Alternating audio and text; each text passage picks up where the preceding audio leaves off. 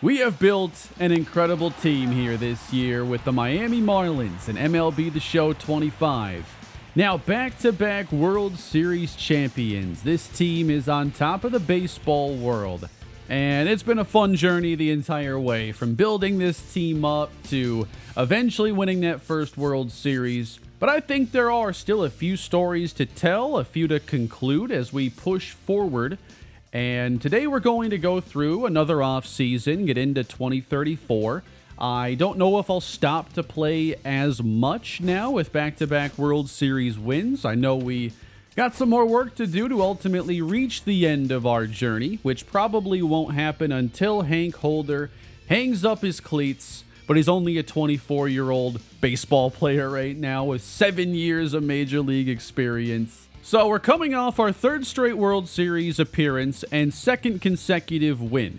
I do think there's some incoming change to this roster. I kind of felt like playing through that World Series run that we have seen a pretty significant decline from Evan Carter. Now, he is a 90 overall, but did not really have a great postseason, hitting just 195. There was also in just a short while in one of those late games, he grounded into a double play on a ball that was very hittable. He usually does more with, had an error in center field. Just kind of felt like we had moments there that don't really happen to Evan Carter often.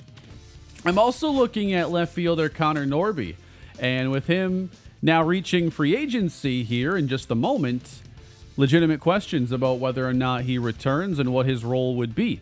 I think at this stage he is an absolute team legend with his World Series MVP and playoff heroics, but is he still a starting caliber outfielder with his decline when we have guys like Andreas Ruiz who are ascending?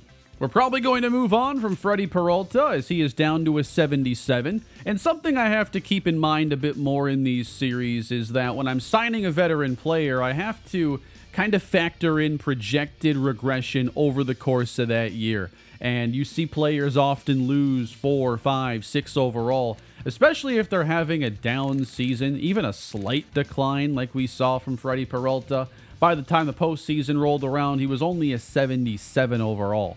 Before we dive too far into today's video, these are the career numbers now, with 3 players clustered here around 230 career home runs, 229 for Connor Norby.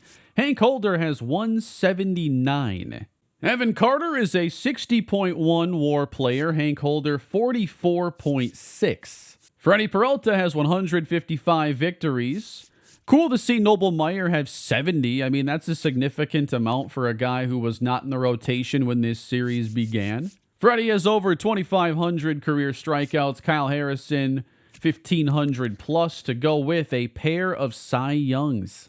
I don't know what happened to his All-Star appearance in 2033 because I showed he had the most votes of anybody, and he did not make the All-Star team for some reason in the same year he won a Cy Young.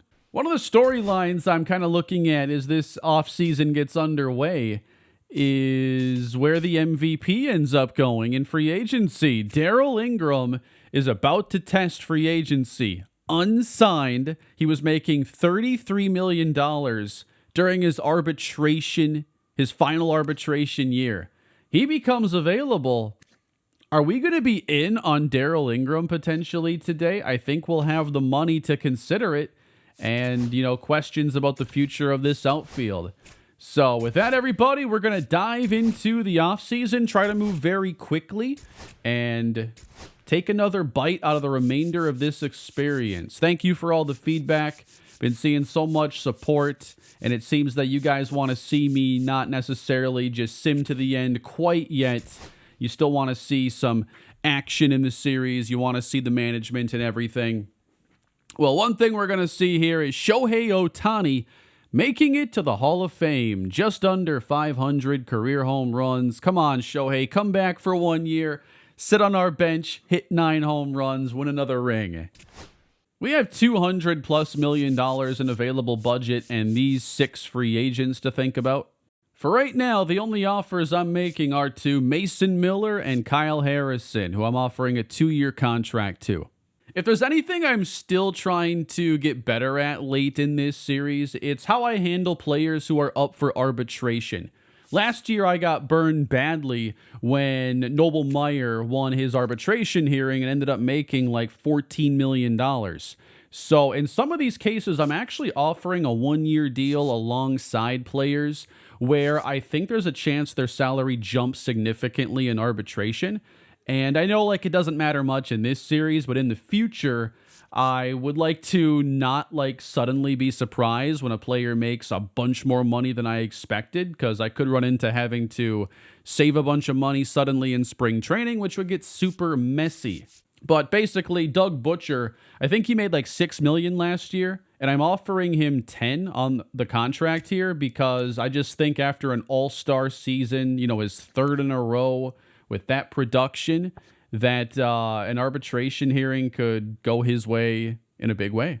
So here are some of the arbitration offers that I've put out. I'm always interested at the end of the offseason how well I did.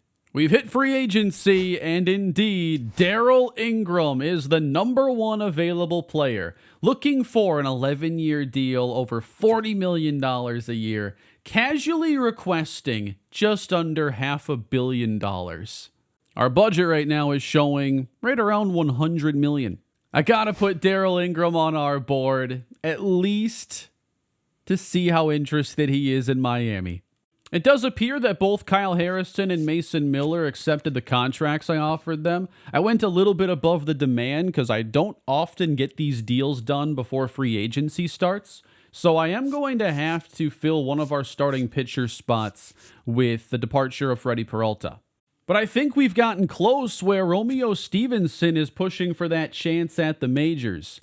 And if he's not quite ready immediately, with some development, he might be ready by mid-season. So I don't think I want to make a huge investment into starting pitcher 5. Christian Scott only has 32% motivation to return, so he might not.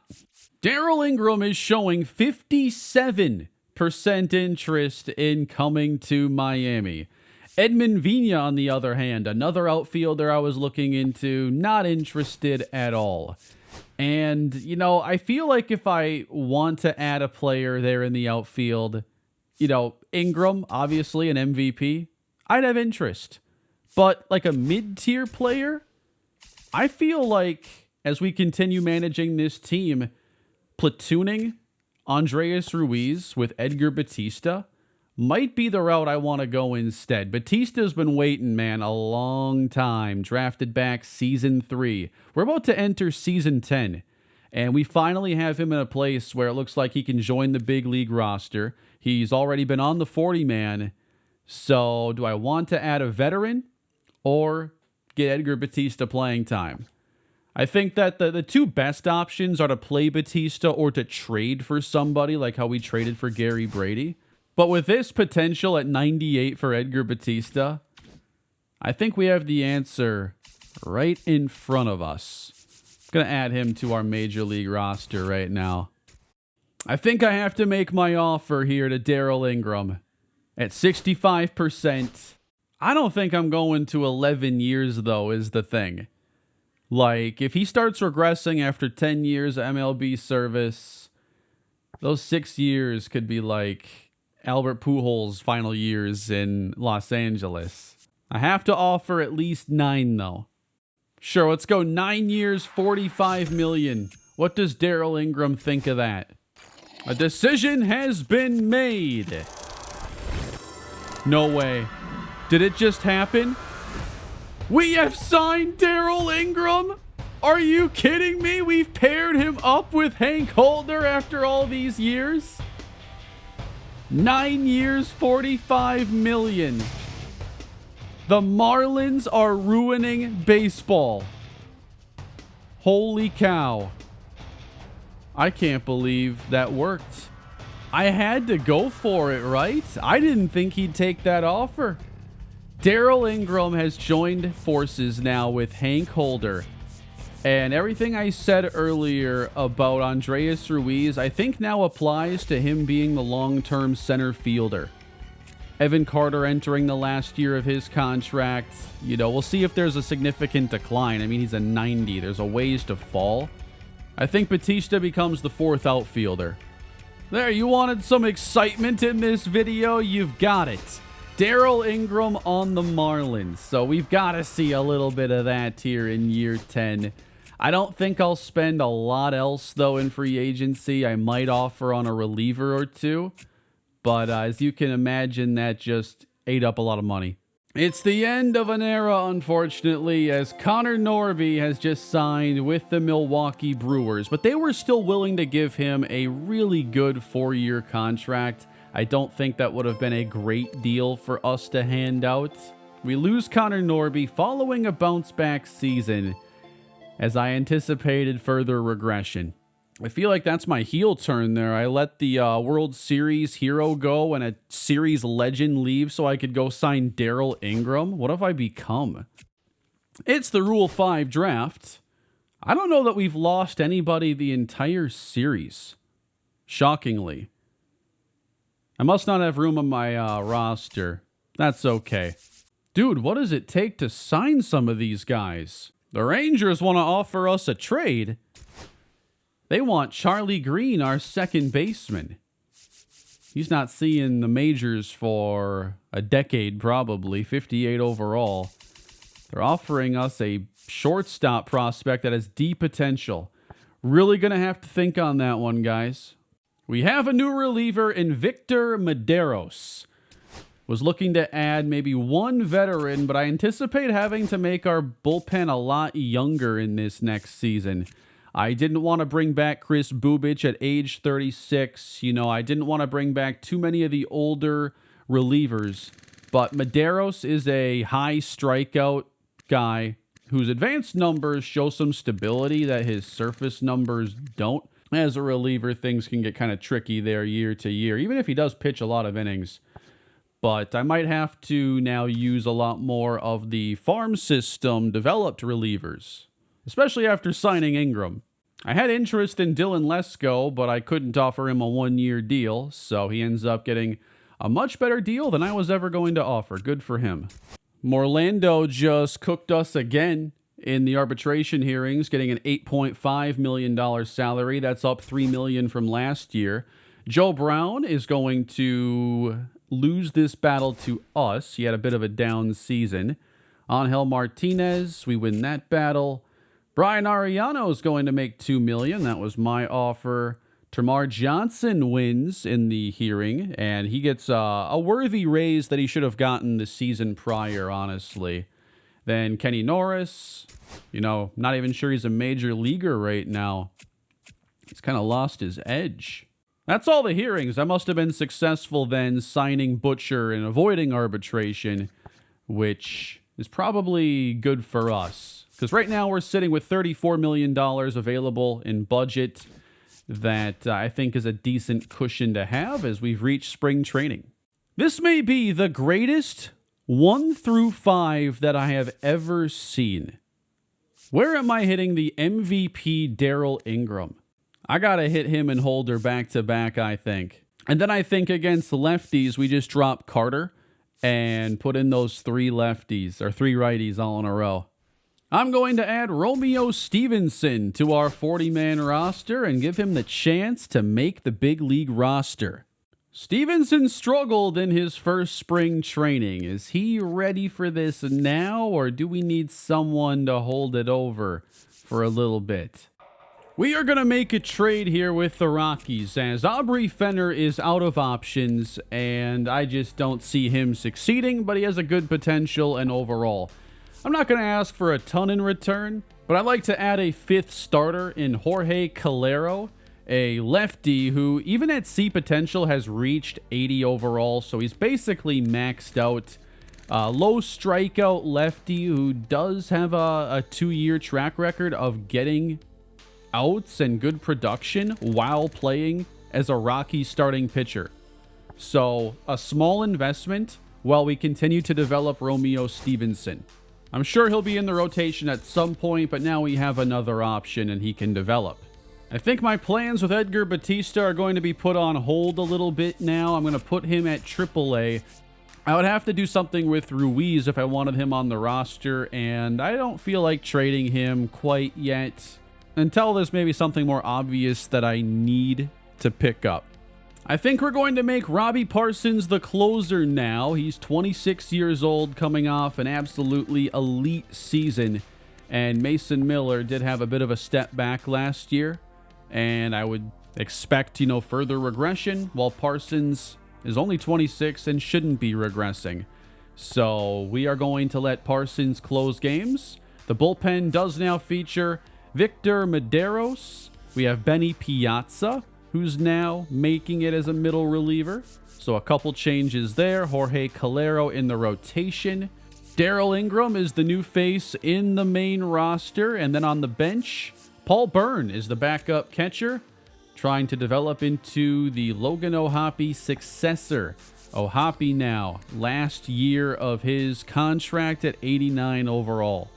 And at some point, the budget updated. I only have $11 million right now available. So a lot of it just disappeared. I don't know quite why. But this is where things are entering the 10th season of managing this Marlins team. I can't believe we got Darrell Ingram on this team, man. So, a 9-year deal, by the way. If he does start regressing hard, we're going to get 4 years of, prime Ingram and then 5 years of decline. Maybe, the last year or two are kind of ugly. I think 9 years is a decent fit in this place. And then for Hank Holder, he's going to be due a new contract after a couple more seasons. Right now, he's the most underpaid player in baseball. Opening day of Season 10 as we again defend a World Series title. They don't have us playing the home series, though. We're in San Francisco, playing against the team that knocked us out in the postseason. And I've got to get a couple at-bats in today. Ain't going to be easy against Paul Skeens. But Darrell Ingram is now a Miami Marlin after all this time. He and Hank Holder can compete for an MVP and a World Series together. That sounded pretty loud. 102 mile per hour fastball there to the 2033 home run champion. Yeah, I was scared of the 103.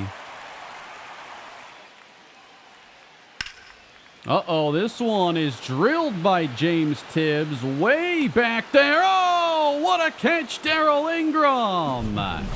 His first big moment as a Marlin has nothing to do with the offense he's known for. That's amazing. Getting ahead in his second plate appearance, a 3-1 count. Wow, that was a great swing on a good pitch to hit. Smash to the right side. 109 on a little ground ball to the first baseman. 102. Not easy to catch up to that one. Got a low scoring opening day this time around. Paul Skeens has given up only 4 hits and a solo home run. That's the extent of the offense. Got him. Could not hit the curve. But as we jump into the 9th inning, we see that we are again projected to be the best team in the National League. And now we don't have to face Paul Skeens. Now it's a little bit easier. In theory, that was a good curve. There's a hit to the right side. The first for Darrell Ingram as a Marlin. We'll see how this chapter of his career goes, playing alongside some amazing players. I want to see how many titles we can get here and build up the real first super team. I don't think I ever really did that in my other series, especially with those long-term sims. Usually things fall apart. I'm trying to build a monster that not even the long-term sim can take down without a fight. And I'll probably choose to do that once we hit a couple different milestones. I think one is no longer being defending World Series champions. Eventually, we will lose that. And then when there are fewer players that we're connected to that are on the franchise, once I extend Hank Holder, you know, I hope to extend him to a long-term deal. That'll be a milestone I want to get out of the way. But there are going to be less and less players we're familiar with as time goes. We do win on opening day. Evan Carter hits a pair of home runs in the first game of the final year of his contract. But let's pick up the pace now and see how the Marlins open this 10th season. What do we think about an undefeated March, winning our first 8 games? Wrapping up the first full month of the year, and the Miami Marlins are 27-7. We are indeed ruining baseball this season. All 5 starting pitchers are hot. Kyle Harrison says, "Watch me win a 3rd consecutive Cy Young." He has given up 5 runs in his last 50 innings. I've never seen all 5 synced up there with hot streaks. Jorge Calero, this kind of late addition for me, has pitched to a 4.5 ERA, 1.5 whip. You know, he's pitching like a 5th starter, and the advanced numbers are solid, so I'm okay with that. He's a 79. Waiting to see when Romeo Stevenson's ready to get bumped up, as he's a 77. But as we can tell, his spring training struggles have carried into AAA. Robbie Parsons is the new closer, and thus far, he is 17 of 18 on save attempts. 18 save attempts in the first, month and change. That feels pretty good. Joe Brown is again cold. He's a player who is going to hit free agency at the end of this season, and he doesn't really feel like a player that's going to be extended. Liked him for the time he was here, but we'll need to find probably a new first baseman. Hank Holder, 9 home runs in the first 40-ish games, while Darryl Ingram has 3. Maybe Holder felt the pressure of Ingram joining this team and wanted to crank up the power, but even he is under. Evan Carter, who is trying to squeeze one more contract into his career. He is slugging .720 in 29 games. That's inhuman. I've never even seen an ISO this high. Andreas Ruiz isn't getting a lot of playing time. Our bench doesn't get used very often. Not sure how Logan O'Hoppy's knees hold up this well. But Ruiz does have his first career home run. It just came against the Dodgers. Great team to do it against. Aubrey Fenner, by the way, with the Rockies. I think he's finding a way to hit. I sent him to Colorado. He's having his Mickey Moniak moment. He can hit at Coors. Good for him. I might have just saved his entire career. Termarr Johnson suffers a bit of a serious injury to his hand. He's going to miss 1 to 2 months. So I'll be adding R.D. Castle then to the MLB roster. Backup infielder. I thought 46-16 was pretty good, but we're only 3.5 games up on the Nationals. That's incredible that there's a team keeping pace with us there. The Nationals do have a really good team, though. They had one of the best players in baseball, Edgar Santana, kept him around. They added Christian Campbell. They got a 25-year-old catcher in William Blanco, only 2 years into his MLB career, has 3 additional years of team control and is a 91. That is amazing. How did they do it? Okay, this will be probably his 3rd year then. And they have a good rotation led by David Rivera. So, winning this division is no guarantee. We have a series now against the Nationals, and we've created more separation now in the standings. We have 8 more victories than them. Let's get a player lock game in with the one and only Hank Holder. Holder in the first half has 17 homers. He's 2nd in shortstop voting. He's been dominating that. I wonder... No, I am. That's my sign. We jump ahead to the 5th inning. Nationals currently lead. Trying to chip away. But on the ground to the right side, they'll get Hank.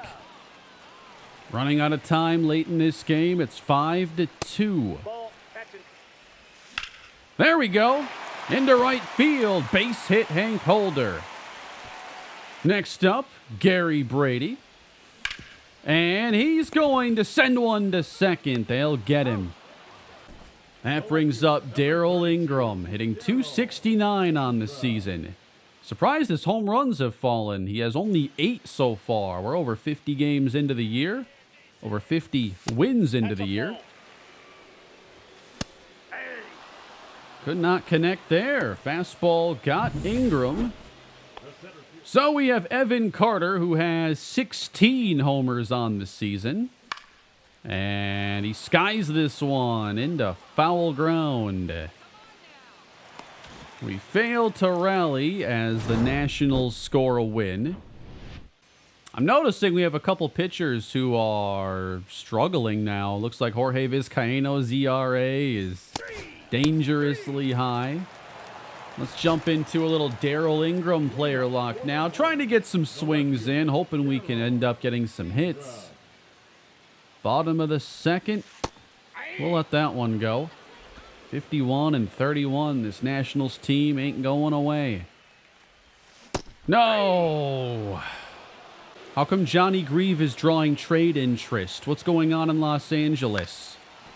Gary Brady just stole second. He has 20 steals this year. That's awesome. Gotta spoil that curve. Here we go. Laid off the slider this time. Do we get anything to hit? Got him on the corner. Here's their star, Edgar Santana. He must have more votes than Hank Holder. He has a much higher average. One apiece here. Vizcaíno gives him a two-seamer that he sends out to Darryl Ingram. That's out. Well, I drew a walk this time. That's improvement. Walker Jenkins, by the way, his numbers are out of control. 289, 17 homers, one of the best performers we've had this season. But the Nationals, needing a good series against us, appear to be getting it. And they're going to take this game as well. Mason Miller gave up 4 earned there. Maybe I was right to demote him prior to this year. Still paid him a lot of money, though. We actually get swept by the Nationals as they close that gap a little more. We had a tough start for Jorge Calero, and yeah, his numbers are not looking great. Got cold streak now for Vizcaíno. He might as well have one as well. Romeo Stevenson's numbers are seeming to get better. He has a 3.43 ERA now over his last 10 starts. Maybe it's not a bad time to think about him getting up to the majors. So we are going to demote Calero, who has all his options available and is only 25. And it's time for Romeo Stevenson to get that big call up. Evan Carter fractured his leg. He's going to miss 1 to 2 months. That's a big injury. And that's going to give Andreas Ruiz a chance to get some everyday at-bats. I thought about calling up Edgar Batista, but he's kind of struggling this year, reeling against lefties especially. Ruiz with that A potential, like if he had a really good season, maybe he could get closer to that. Like time is running out for him to hit that potential. He's probably never going to be an A or a 90 guy, but maybe he can help us out right now. We are going to call up Cole Carrig. Yes, he is still in the organization. A Rule 5 pickup from the early days in the series when I was bargain hunting in the offseason. He hasn't played at the majors outside of 1 game in 5 years. The All-Star break is approaching. We have a 60-29 record, and it is time for Romeo Stevenson to make his major league debut. Trying to finish off this rotation and be that missing piece. We haven't called up many guys in recent years. Vizcaíno finally got his opportunity. Has a low to mid-90s fastball. We'll start with that. 93. He also throws a 2-seam change and curveball. Oh my. Top of the zone, drilled to left. I think that's going to hold. Darryl Ingram has it out near the track. Oh, wow. Walker Jenkins was named NL Player of the Month in June.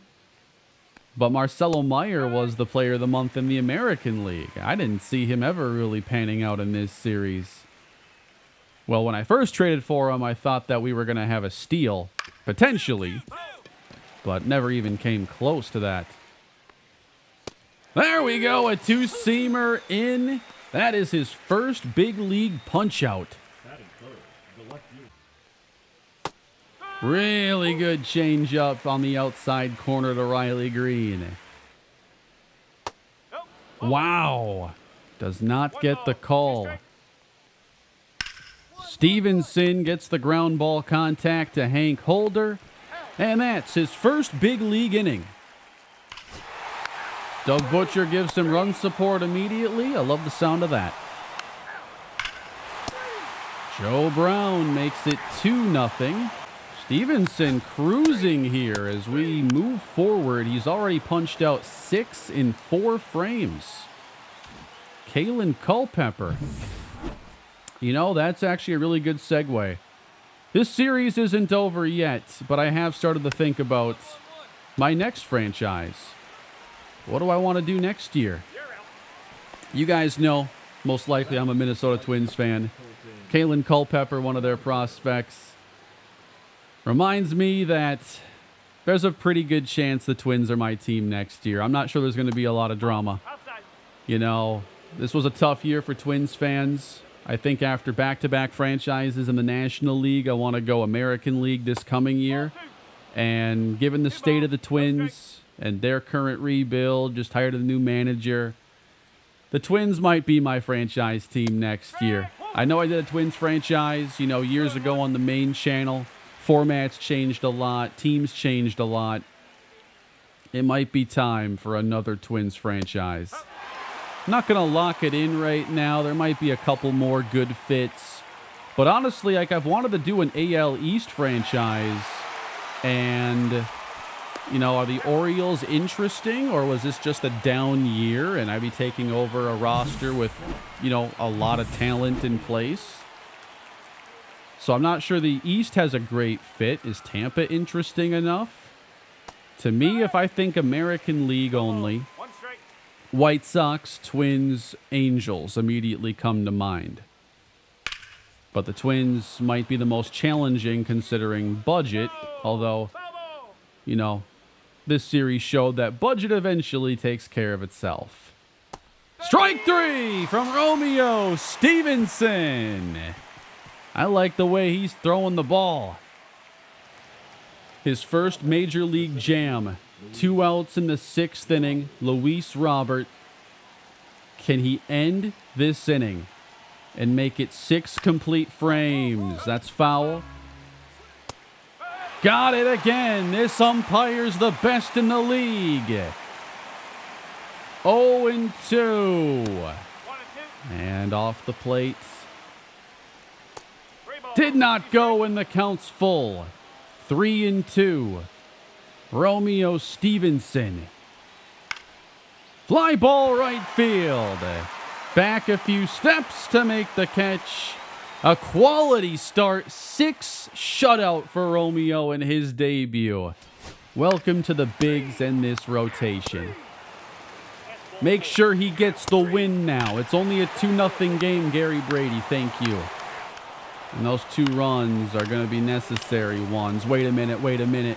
Bases loaded for the closer or the saves leader. Bases loaded, nobody out. Robbie Parsons in trouble. What have you done? Just give me a ground ball at somebody here. On the ground. We're going to go home with it for 1. Back to first. Double play. Riley Green. First base open. Gonna pitch pretty carefully here, ideally. 2 strikes. 1 more heater here. Up and in. And now we're gonna go back to the soft stuff on the outside. Curveball 2-2. Struck him out, and there's your save, and the win preserved for Romeo Stevenson. Out of the jam with the best young closer in the game. 37 saves before the All-Star break. I think that's pretty good. Tramar Johnson is healthy again, so R.D. Castle's going to go back down to AAA. It's the 2034 first-year player draft, so we'll see who we ended up with as I sim that again. And we've made our way to the All-Star break. Target field. You're telling me we have nobody? What happened? St. Louis is 3. Where are my home run guys? We cap out at 21. Holder at 20. Butcher 17. Carter 16 on the injured list currently. And if I'm not mistaken, suffering an injury at this stage leads to maybe more regression. Maybe I'm wrong. I mean, he is 10 plus years into his career now, and we're seeing him down to 86. I don't know if the injury is accelerating it, but he's not producing in a way to counter it right now. Still, that hurts to see. 12 homers for Darryl Ingram. Good year. Has come down to a 97 overall. So, let's see who made it to the All-Star game then. How'd they snub Kyle Harrison last year? I still want that explained to me in great detail because he was the #1 vote getter. I see here he's in. I see Spencer Schwellenbach is in. So we got 2 starters there. We got Mason Miller. We have Robbie Parsons. 39 saves, 3 blown at the break. Doug Butcher is now a 4-time All-Star. We have Hank Holder in again. Those are the only starters. And no way. No way. Aubrey Fenner is an all-star. His overall's coming down. I think he had a hot start, and we'll see if it's sustainable. Why is his overall falling, though, if he's actually producing well? Oh, no. We are 2 weeks ahead of the trade deadline, and Kyle Harrison just suffered a shoulder injury that's going to keep him out for 2 to 3 months. So if we project out 3 months, August, September, October, we might have just lost Kyle Harrison for at least the start of the playoff run. It's hard to say when he'll exactly return. Because, there are 2.5 months of regular season remaining. That's significant, though, especially in the quest to become the #1 seed again, while the Nationals are playing good enough ball to stay within 10 games. Reds have 61 wins without Darryl Ingram. I'm impressed that they've found a way to maintain success, losing the face of the franchise. Now they got Jared Jones, Edwin Arroyo, nobody above an 87. So things have changed a lot here. Taking a look at our draft picks here, it looks like we drafted a starting pitcher first in Peter Doss. We took Diego Vera, Robert Douglas, Robert Royster. So we'll see if we have any difference makers. Romeo Stevenson has been rocked since his opening start. The Cubs got him pretty good. He needs to be ready now, though, because we just lost the ace. I'll call up Jorge Calero, but I might have to make some sort of a deadline acquisition looking at the rest of the year. We'll see. One thing holding me back is our available salary or budget being so low. I don't think I'm going to make a deadline deal. I don't have a huge budget to add a veteran pitcher.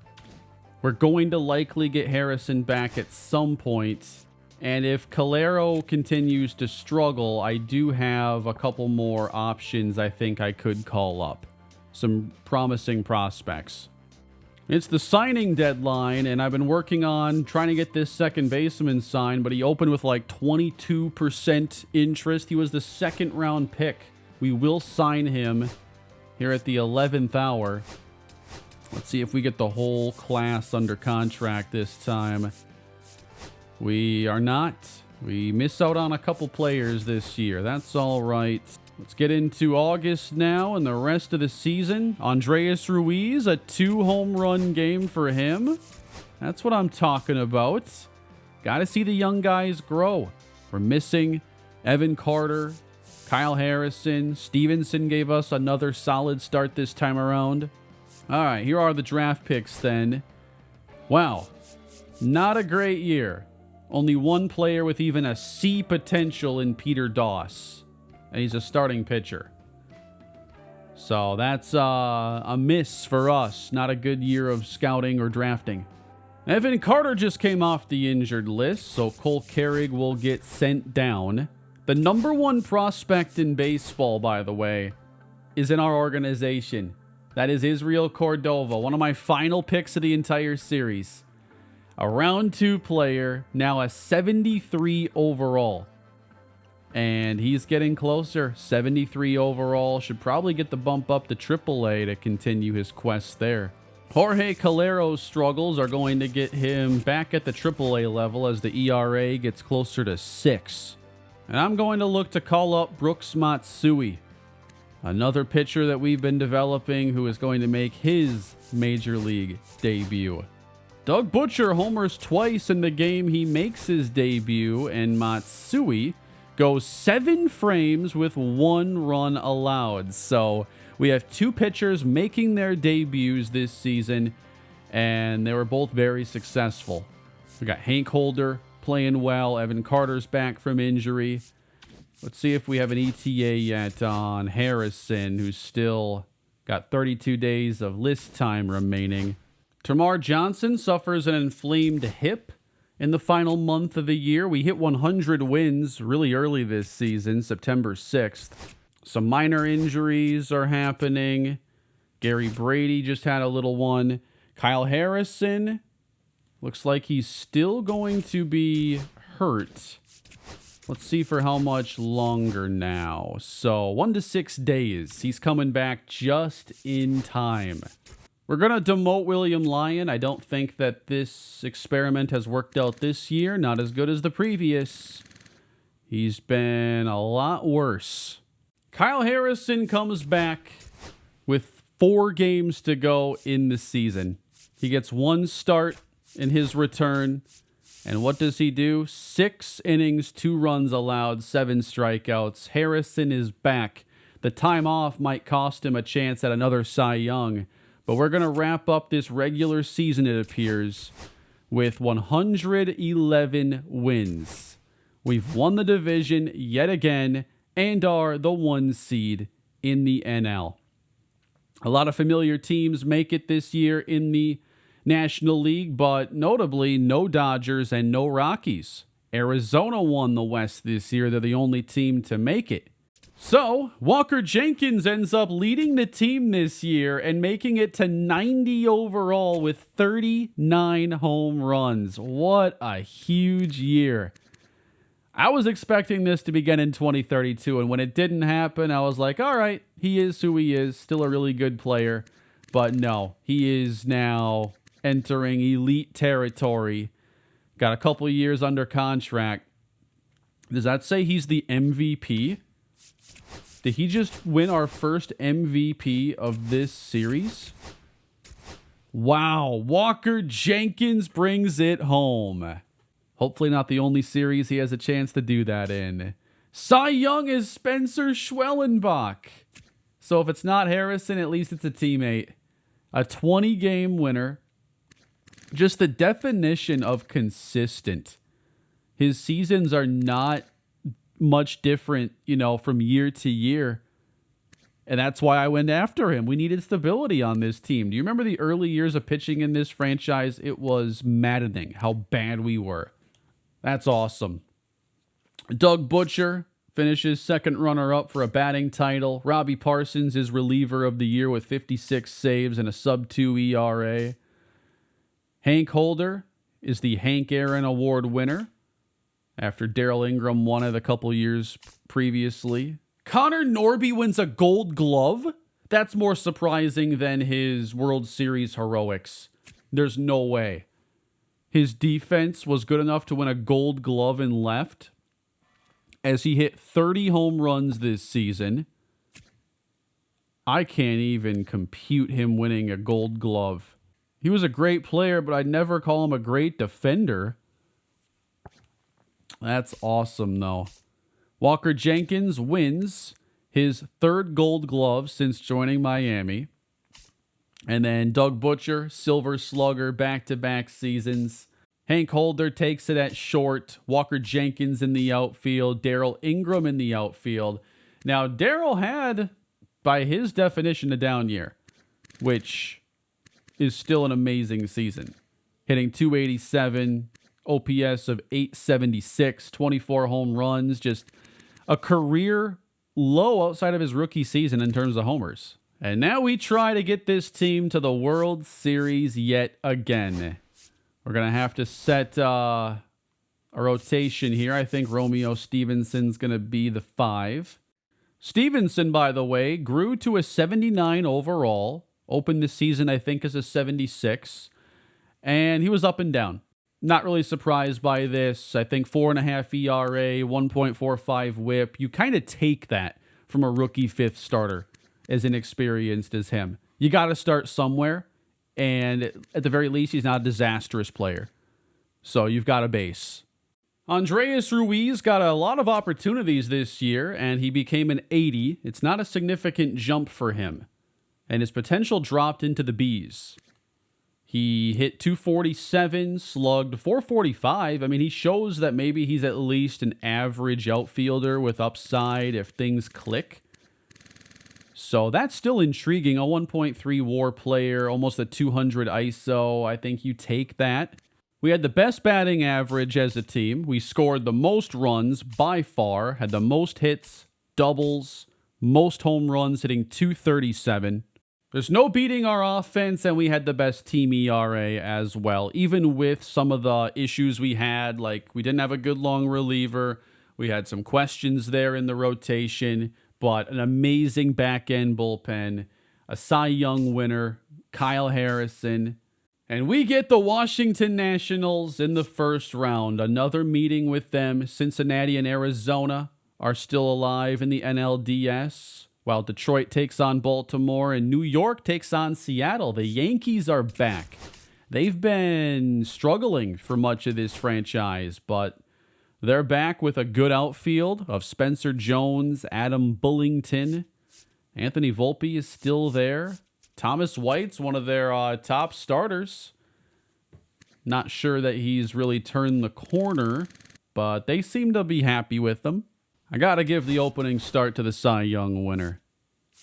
But ratings have adjusted a lot, so Schwellenbach's an 84 and Harrison's down to 84 this season. Vizcaino at 92 really stands out. And let's see, his ERA was slightly improved, as was the whip. Strikeouts went up. Yeah, he's continuing to ascend. Schwellenbach gets the start here in Game 1, immediately gives up a double, a walk, and the Nationals load the bases on him.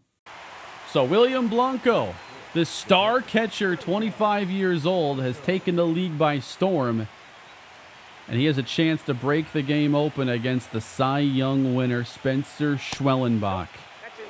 First rounder in 2026, so it was a long wait. Must have been 18 years old, and then got enough time to develop.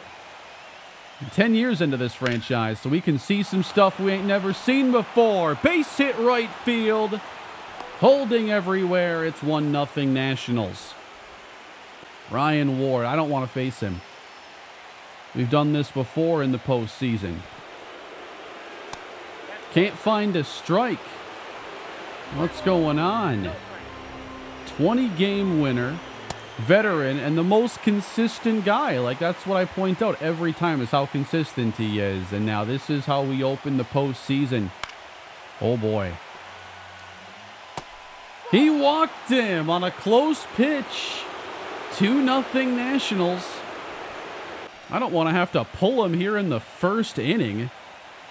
We'll have a little mound visit and try to limit the damage. There we go. That's a swing and miss fastball. There we go, over the top, strike 3. And popped up in shallow left. Nationals get 2 off of Schwellenbach. Back-to-back doubles in the second inning give them a 3rd run. I think we got to pull him there. He does not have it. We're going to go with Victor Medeiros. We have a few guys who have multi-inning upside, good stamina. But we're just not slowing down this offense. We don't have a hit through 3 innings either. There we go. Butcher's on the board. And it's the only hit we have. Another run here in the 5th. Nationals, what a start. They're not done either. I might just have Benny eat a bunch of this game because we can't hit anyway until Logan O'Hoppe gets us on the board. 3 straight hits in the 8th inning. 8-1.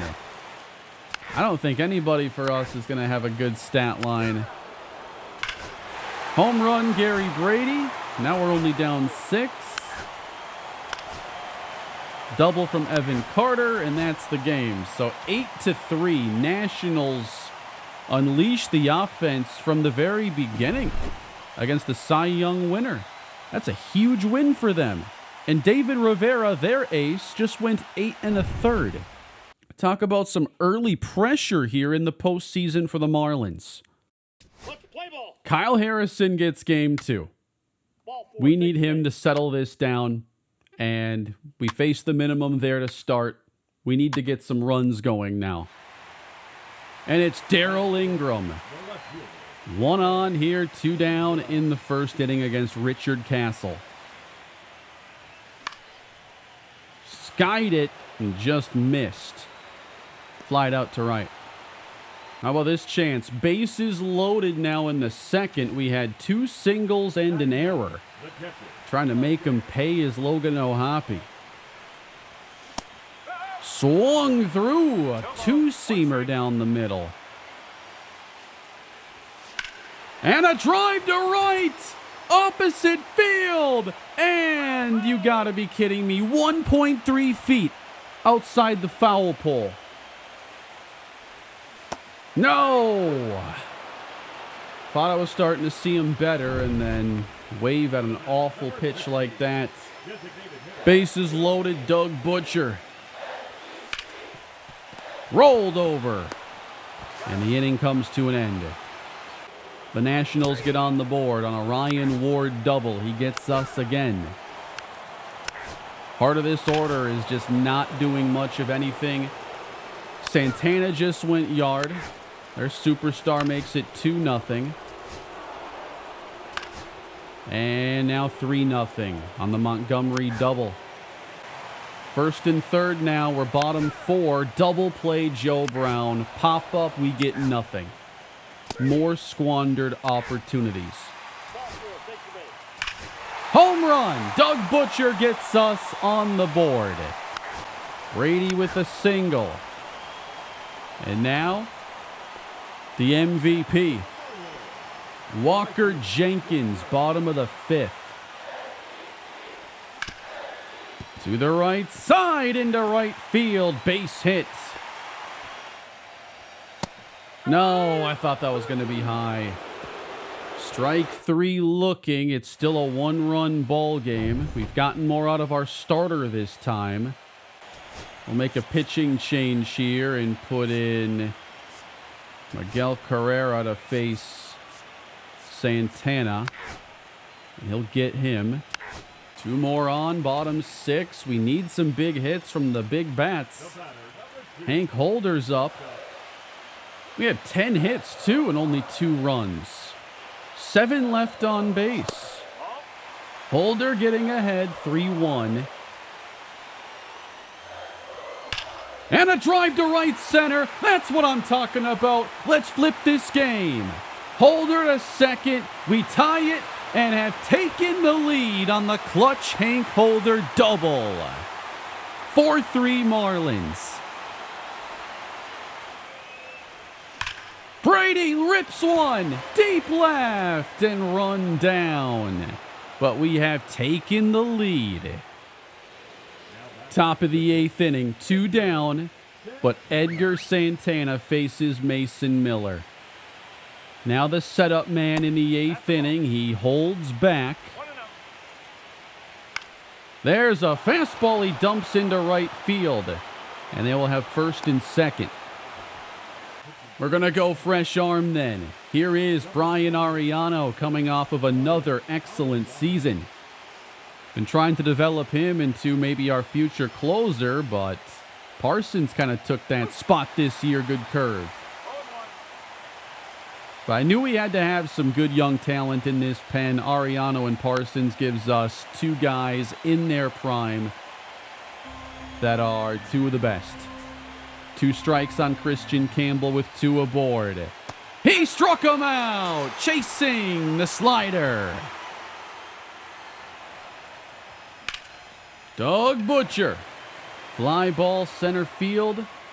That's going to do it for the home half of the 8th, and now we are going to bring out the closer, Robbie Parsons, who had a 30% strikeout rate this season, a 1.72 ERA. He is an elite closer. It is a 1-run game. Facing William Blanco. Nationals had hopes of going up 2-0 here on the road. Quickly 1 out on one of their best hitters. Right on the corner, painting that fastball. Big swing and coming up empty. Tapped over the mound. Holder trying to track it down.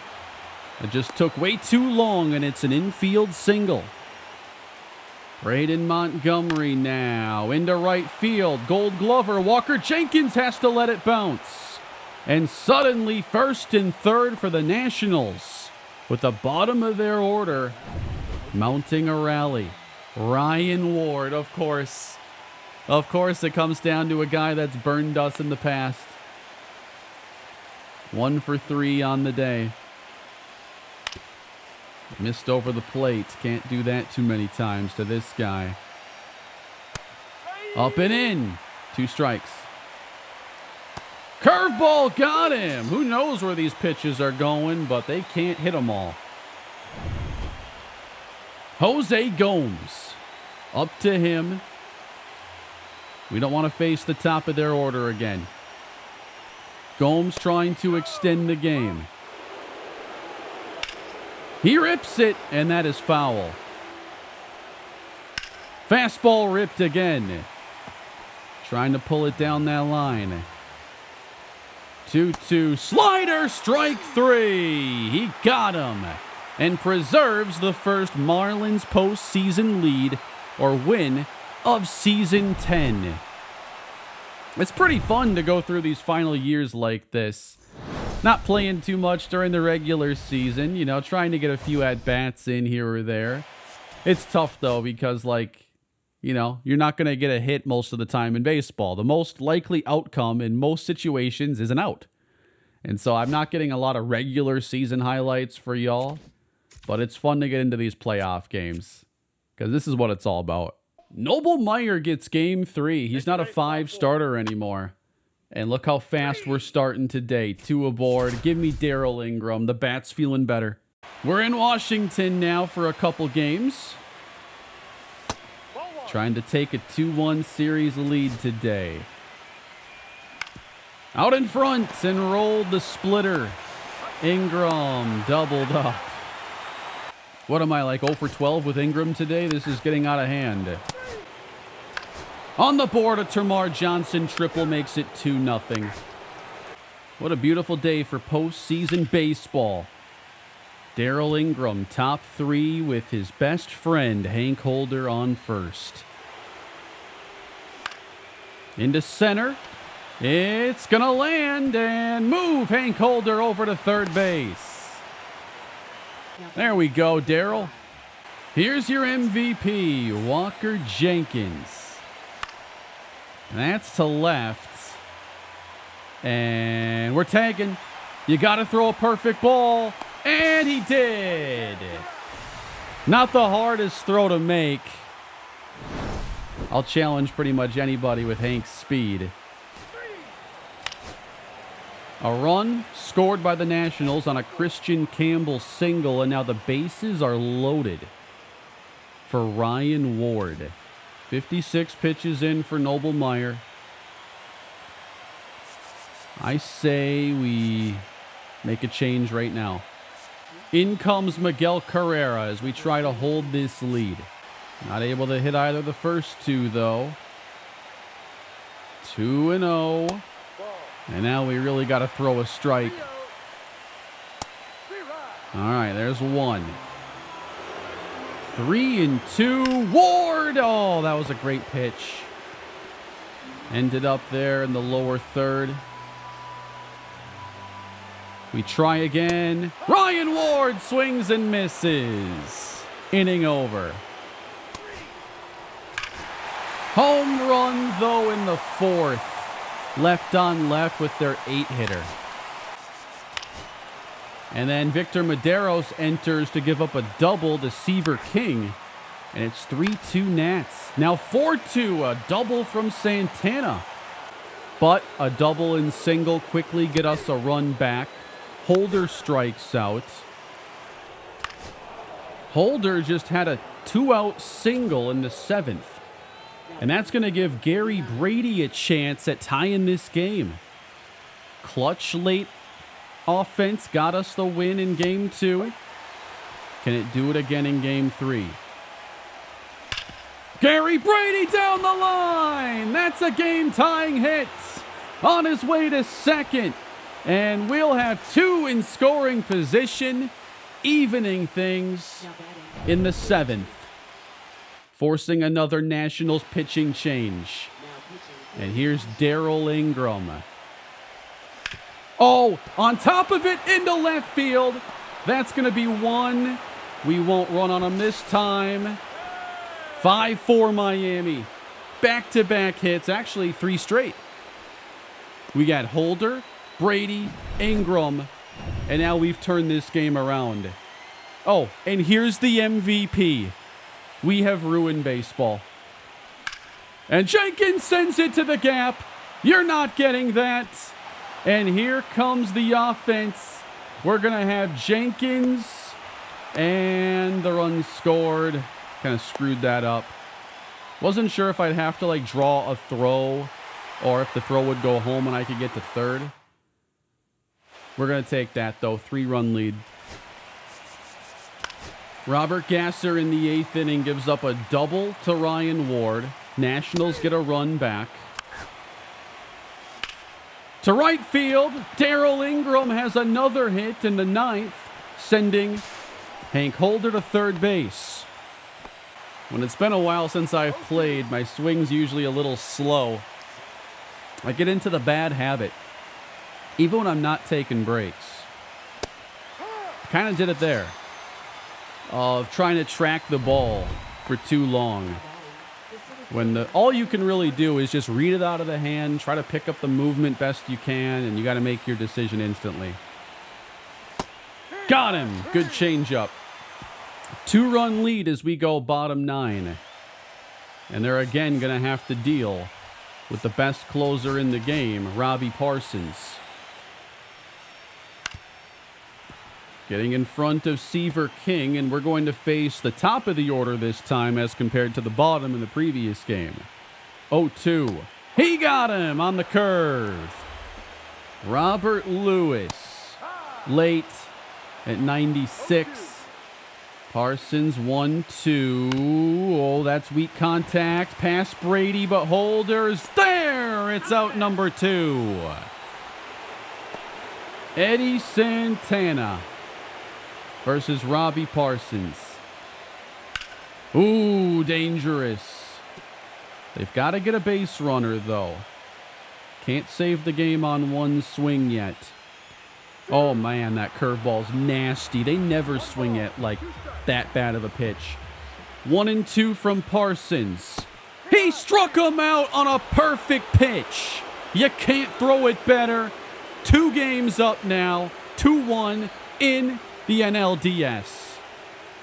Both games come from behind. Late offense. Shut it down with this bullpen that's elite in the late innings. And the Nationals, who had to have been feeling pretty good, are now facing elimination. Jorge Vizcaíno will get the start this time as we reach on an error. Holder singles, Brady singles. I mean, this is your season right here, Washington. If you don't get it done, there is no tomorrow. Darryl Ingram, 2 on. Going to be a lot easier to see, too, with a night game. Ingram, 2-2 from David Rivera. Way outside. It's full. He missed inside. Loading the bases, still with nobody out. Walker Jenkins, the MVP in an elimination game. You don't want to face this if you're Washington. Ground ball left side. That'll score 1. Sending home a second run, and in there. 3-0 and still no outs. Could be Joe Brown's last October as a Marlin. I'd say that's pretty likely. And he's going to ground this one. It is a 6-4-3 double play, but we get 3 right off the bat. Get it? Because it's baseball, and it was the start of the game. Jorge Vizcaino gives up a run in the second inning. We haven't gotten a lot of length out of our starters yet in this run. Vizcaino, though, in cruise control as he finishes 4. Rivera has also settled in. 2 on here. We're going to have to jump in here. Samuel Munoz. 2 on, 1 gone. Vizcaino. Could be our next ace. 87 and in there. Strikeout numbers have gotten better every year. This one's going to get through off of second base. A run scores, but it never reaches the outfield. Now he's given up 2. Fouling off everything we throw at him. Montgomery pulls it down the line. What a battle. And that will tie it at 3. Might be time for the bullpen to clean up, and because of our depth, we have the chance to play a guy like Mason Miller in this spot where we just want to get an inning over with. We can play him in the 5th inning because of who we have afterwards. To the right side, Johnson will start it, get 1, and safe as the Nationals take the lead with 4 unanswered. 2 on. We just had back-to-back singles. Uh-oh. 6th inning. Marlins just heating up. David Rivera. The starter remains in. Bounced it. That's 1. Ingram doubled up. I got to let these low fastballs go. I'm seeing them better, so I'm swinging. But it's not a pitch to swing at there to start an at-bat. Rivera almost out of it. Popped up. Little late, and that is going to end the inning. The Nationals have the lead, and they need to win this game to even the series. Hit by pitch. 2 on here for the Nationals. Edgar Santana, bottom 7. Oh, man, he was trying to send one 600 feet. Carrera missing inside, 3-2. And that's a miss. He walks the bases loaded. And that's going to bring on Brian Ariano as he tries to wrap it up facing Christian Campbell. Hammered that one foul. Good pitch, right where we wanted that. 1-2 curve, down, swinging. Can we find that late offense for the 3rd straight game? The Nationals have blown 2 leads. He got him. Strike 3. Gary Brady now with 2 gone. He gets ahead 3-1. Not called. It's ball 4. Right on the corner. Tying run on for Darryl Ingram. Oh, that was a good one to hit. Ingram just fouls it off. Now he breaks out the curveball. They've been locating their curves pretty well. 2-2. Outside. Another full count. Do you want to face the former MVP or the current MVP? Your choice. Another one not called. Thought that was going to be outside. Corners are not getting the call. And now the tying runs in scoring position as we have 2 on for Walker Jenkins. Oh my, in front of the change. Couldn't believe I got that pitch. It's 2-2. Bounced it. Off the wrist at third. Recovering, but safe at second. Everybody's safe, and the bases are suddenly loaded after an E5. 2 missed strike 3 calls, an error, and now Evan Carter hits as the 8th inning continues. And again, Studer gets ahead. We've battled back from 0-2 counts. He hit him, and the game is tied. Oh, what a meltdown here for the Nationals in the 8th inning. I can't believe that sequence. Bases loaded, Joe Brown. Oh boy, don't do that. Joe Brown fly ball, but he's way under it. Deep into the gap. And that's going to do it here in the 8th inning for the Marlins. But we tack on that run in the most unlikely of ways. And now the Nationals are going to face Victor Medeiros.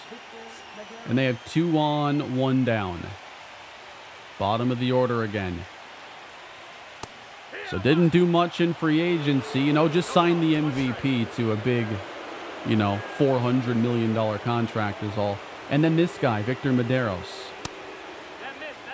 All right, this strike zone is clearly screwed up. And we're going to go tag, throw. That's a double play through the 8th. So someone's going to have to break this tie late. Why not Logan O'Hoppe? Deep right field, carrying and run down. And we have a 1-2-3 inning. Not a great one. That's a base hit to right. Braden Montgomery, the winning run, is on. Past Brady, he smoked it down the line. Ingram, he can't track it down. And that's going to be a walk-off win. Took a bad angle there. They snuck it down the line, and they win it in walk-off fashion to force a winner-take-all. Game 5. We're going to pitch Spencer Schwellenbach in this game.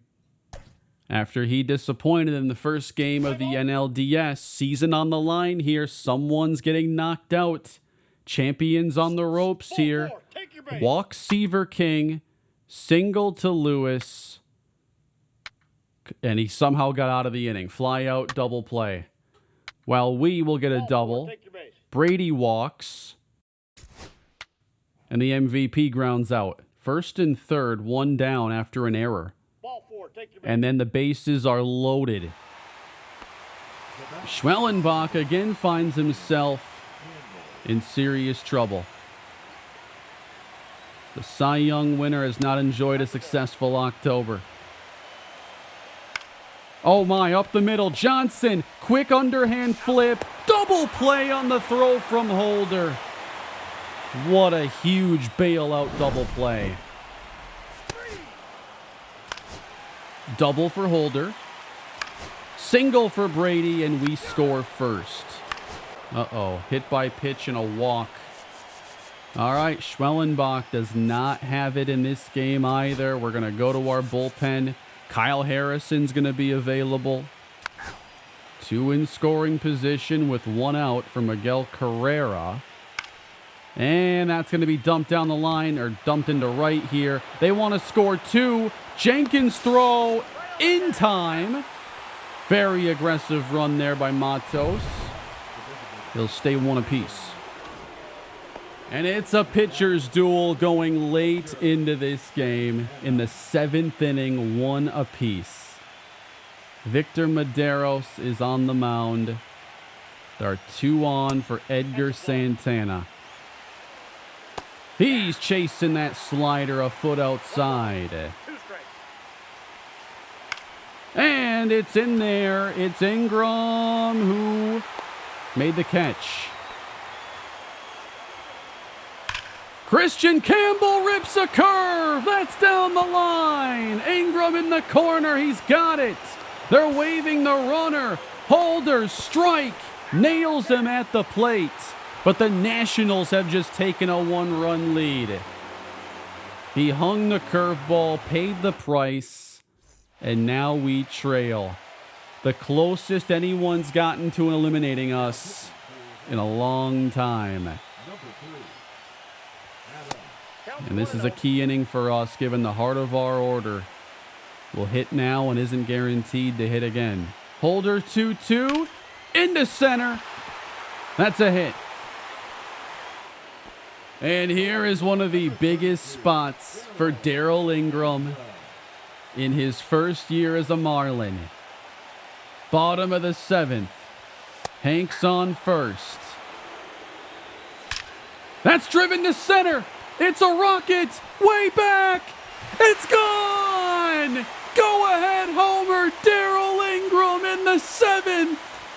We've been waiting all day for that. Darryl Ingram's first October blast puts the Marlins ahead in Game 5. He scores Holder in the process. It's 3-2. Welcome to Miami, Darryl Ingram. 110 off the bat. Not even into the first row. We add on with Logan O'Hoppe singling. And then Termarr Johnson unloads a 3-run homer. It's not over yet. 4-run game. Jenkins gets us insurance in the 8th. And the Marlins will be returning to the NLCS once again. We've defeated the Washington Nationals in a thrilling 5-game series. They had the chance to win this. We pulled off come-from-behind wins. All of our wins featured clutch, late-game offense. We had a 6-run 7th. Darryl Ingram flipped the game and demoralized them as the Nationals go down again. And now we're going to face Cincinnati with Darryl Ingram on our side. I'm having too much fun with these playoff runs. Now we're on to the NLCS to face the Reds. Another meeting, but a very different one. Now that they no longer have Darryl Ingram. It's still a really good pitching organization, but we've seen now Hunter Greene has gone from their best to now the number 5 starter. He's down to a 79 overall, and he's still, got some gas in the tank, but they've got Jared Jones, Chase Burns at the top of things. And then with the lineup, how do you go about replacing an MVP like Darryl Ingram? Clearly they did it. Jake McCarthy, Jackson Holliday's here. Torkelson hitting cleanup behind Christopher Morel. Dalton rushing Zach Veen, really. All right, got a few guys here that are surprising to see. Brooks Lee. And now I'm going to give Kyle Harrison the nod here in Game 1. I think just trying to figure out who I want to make sure gets 2 starts. I think it's him over Schwellenbach the way his postseason has unfolded. Schwellenbach will get Game 2. But right now I think I trust Harrison a lot more. Home run, Gary Brady gets the scoring started. That's in the 3rd inning. Walker Jenkins then drives in Darryl Ingram as we put 4 runs or 4 hits in a row on Jared Jones. And then Joe Brown hits a 3-run homer. 6 straight reach. We break the game open and take Jones out of the game. Home run Logan O'Hoppe. That makes it 7-0 in a Game 1 blowout. Going to take out Kyle Harrison, even though he probably could go get a complete game today, just because the more he pitches, the more time he's going to need to recover, and you want him available for Game 5. Benny Piazza gives up a home run with 2 outs in the 9th, and that is the only run the Reds score. Kyle Harrison, player of the game, what a gem. 8 strikeouts, no earned. Schwellenbach is getting Game 2. He's not quite at 100% stamina. He's at like 95, which is surprising considering he hasn't actually had to go deep into games. He gives up an early homer to Jackson Holliday. You think there's no way that the Cy Young winner can possibly struggle in a 3rd straight playoff start? We'll see if he can get us 4 or 5 today. He does put up 3 up, 3 down innings in the 2nd and 3rd. Logan O'Hoppe ties the game on a 2-out single, 1 apiece going into the 5th. Leadoff double given up by Schwellenbach, and then a home run by Collier. It's 3-1. Darrell Ingram has 2 aboard here in the 5th. Trying to score a big hit against his former team, where he became an MVP, one of the best players in the game. Good curve. September Player of the Month, so a lot of momentum coming into October. Had the big home run, helping catapult us to an NLDS victory. By the catcher. Both move up now into scoring position. Count full. Inside, and Ingram is walked to bring up the MVP Walker Jenkins. And he hammers one deep to right field. The MVP strikes in the 5th on a grand slam. And the Marlins have taken the lead in Game 2. First pitch and crushed. The MVP just drove in 3 MVP candidates, plus himself. 3 straight singles follow the grand slam. We get a run. Termarr Johnson blasts a 3-run homer. And we have opened up Game 2 as well. Reds answer quickly. Holiday and Morel. Then Torkelson doubles. Gasser comes in and has a disaster of an outing. Mason Miller comes in, walks rushing, and now they got 1st and 3rd, 1 out. Sack fly makes it a 3-run game. Home run Gary Brady immediately follows. Home run Evan Carter. When we turn on the offense, man, there's no team more dangerous. Termarr Johnson has 8 RBIs now in the postseason. Facing the bottom of the order, Milt Merrifield enters in the 9th and seals a Game 2 win. Marlins finally take those first 2 at home in one of these series. Feels like we usually split this. The big bats show up today. Evan Carter hits a home run. Grand slam, Walker Jenkins. Now we go on the road trying to wrap it up. We get a run in the 1st. Didn't quite see what happened. I'm guessing a hit from Walker Jenkins and the final out on the base paths there. Noble Meyer will get Game 3. There's a chance we see Romeo Stevenson make his postseason debut. Termarr Johnson drives in a pair. Man, he has 10 RBIs in the 9 spot here in the postseason. That's unbelievable. Brady triples. It's 5-0. We've chased Chase Petty, I think, out of the game. Or no, Petty's come in as a relief option. So the starting pitching for the Reds has completely let them down. Noble Meyer trying to get through the 5th inning. Kind of a big spot here with 2 aboard. Reds desperate for a big hit to get them back in this series. Zach Veen. And the two-seamer dropped in. You know, when this series began, a couple of the more recent early picks of the Marlins were P.J. Morlando and Noble Myers. So it's been cool to see them find roles on this team. Morlando, obviously more of a bench player, but I think a really valuable role player. I like having him on the team so much because he plays the corner outfield and the corner infield. And he's just a solid lefty bat.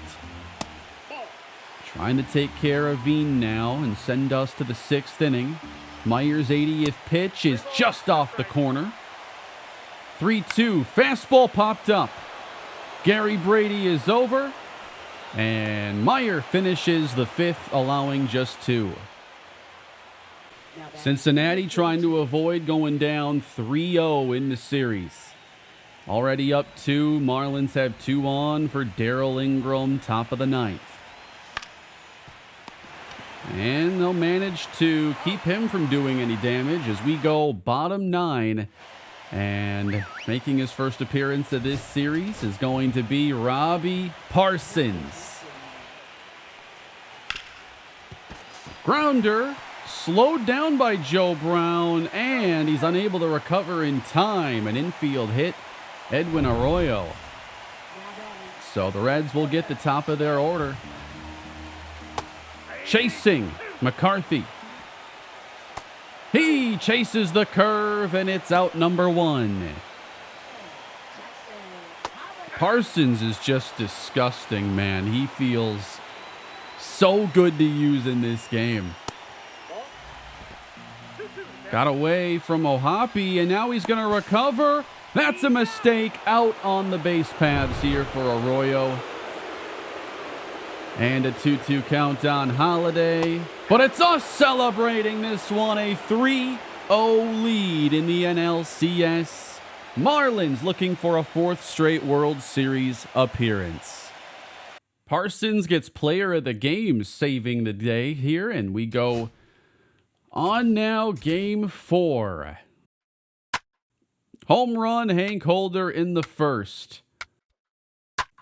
Home run, Hank Holder in the 2nd.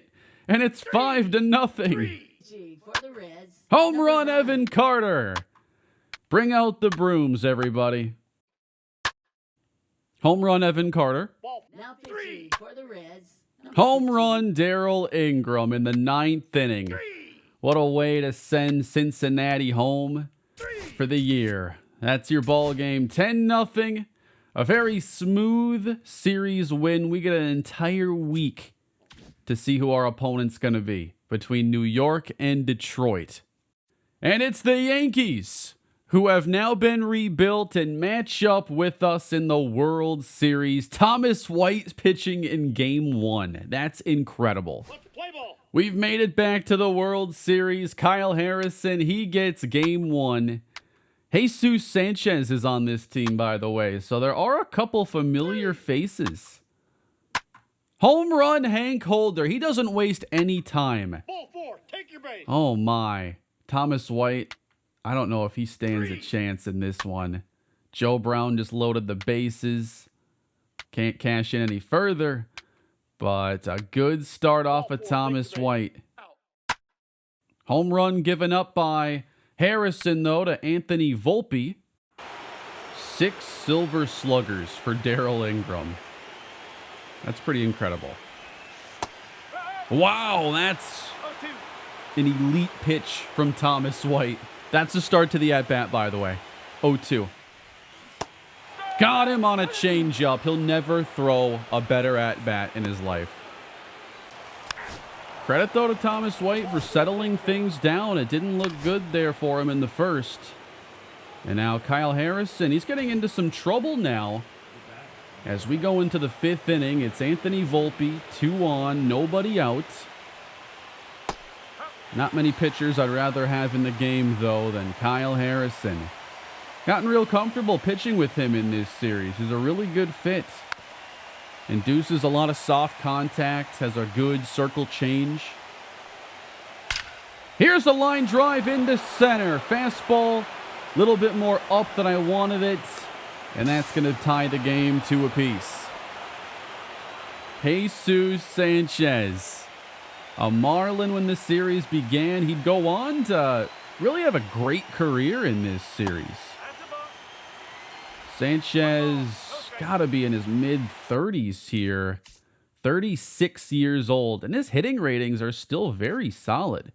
He's hit 274 in his career, 445 slugging, 261 homers. Like an above-average outfielder for 10-plus years. Only spent the first 2 seasons with us in the series, and he was solid. But for how bad we were in the beginning, like he wasn't going to make the big difference for us. But he would go on to have some amazing years, like 2029 in Houston. He has 2 gold gloves, 1 with us, a silver slugger, a batting title. At age 36, too, still as dangerous as they get here, hitting almost 400 in the postseason. There were a couple instances where I was actually kind of close to adding him again. And he got it. Brady's going to apply the tag and will not get the double play. We only get the lead runner. Thought we could make that happen a little bit faster. This is Michael Mitchie now, as I've kind of gotten to know some of the prospects in this series. I knew Mitchie was one to watch out for with the Yankees. First baseman, big power. I mean, the ratings are very Joe Brown-esque, but I think he has a much higher ceiling. This year had 24 homers, despite slugging 388. That feels like a very low slugging to go with that amount of home runs. Supposed to be ending the series, and I'm like breaking down prospects with the Yankees, and just, I can't end this thing, man. It's too fun. This series is special. Strike 3 looking. Josh Young taps it to Holder, gets the out to Johnson, and the Yankees are only able to tie it. Meanwhile, Thomas White appears to be staying in the game for the 5th inning. I'd like to see if we could knock him out of the game. Past the first baseman into right field. Doug Butcher has a hit. Hank Holder's hitting 447, by the way. At what point do you just give him the Shohei Ohtani treatment and just walk him every at-bat? Doug Butcher's going. Pitch is low. Butcher is safe. He's become one of the best base stealers in baseball. He had 40 steals this year. Not quite a 30-30 season yet under his belt. He's been so close to 30 home runs, but he has 164 stolen bases at age 26. Why'd they let him fall to us, man? They were so afraid of the injury concerns. Thomas White jams Holder. Out number 1. Out in front, and on the grass, it's going to be Volpe with a long throw that's just in time. He reached back for 97 that time. A lot of his other fastballs were only 94. But it's Darrell Ingram at the plate. See 93 the next pitch. Bounced it. Volpe. And the inning is over. Nice job by Thomas White. Certainly become a better pitcher than I was expecting here in this series. Spencer Jones hits a left-on-left triple as the first batter Miguel Carrera faces. He might actually be able to keep them from scoring 3 straight groundouts, and they can't bring them home. Meanwhile, Thomas White looks like he's going to finally get taken out. Using Mason Miller in the 7th feels like I'm using a cheat code. But he's given up 2 straight hits. You know, he's not the same Mason Miller from a year ago or 2. Probably like 90% of that guy, though. So 2 on, Josh Young. Out in front. On the outside corner, painting it for strike 3. Home run, Hank Holder. That's what they get for hitting Doug Butcher. Into Ariano, and now they have 2 on without giving up a hit. And it's Johnny Garcia, who was, I think, top prospect in baseball. So 79 overall at 23 years old. His rookie season has not gone great, but he's very young. Good defender. And it's the biggest at-bat of his young career against Brian Ariano. That is just unfair to go Miller, Ariano, Parsons late in the game. He pokes it to Tamar Johnson. Clean feed. Double play. Garcia did not beat it. He's arguing otherwise. But it's a 4-6-3 double play. No challenge. Pedro Rosales now as the 9-hitter.